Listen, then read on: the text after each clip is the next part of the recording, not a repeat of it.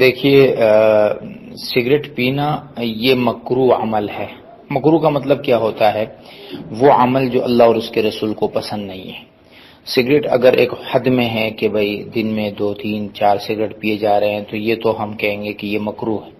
لیکن اگر سگریٹ جو ہے وہ چین سموکر بن جائے آدمی کے، بس ایک سگریٹ جلے دوسری بجھے، ایک جلے دوسری بجھے، کہ انسان کو اندر اپنے ناپ میں نقصان نظر آئے، تو پھر یہ بات مکروہ تحریمی اور حرام تک پہنچتی ہے۔ بہرحال مکروہ ہے، ناپسندیدہ ہے، اور اس کا بیچنا بھی یہی حکم ہے کہ اس کا بیچنا بھی مکروہ ہے، بہتر نہیں ہے، حرام نہیں کہہ سکتے ہیں۔ اور نسوار کا بھی یہی حکم ہے کہ وہ مکروہ ہے اور بہتر نہیں ہے۔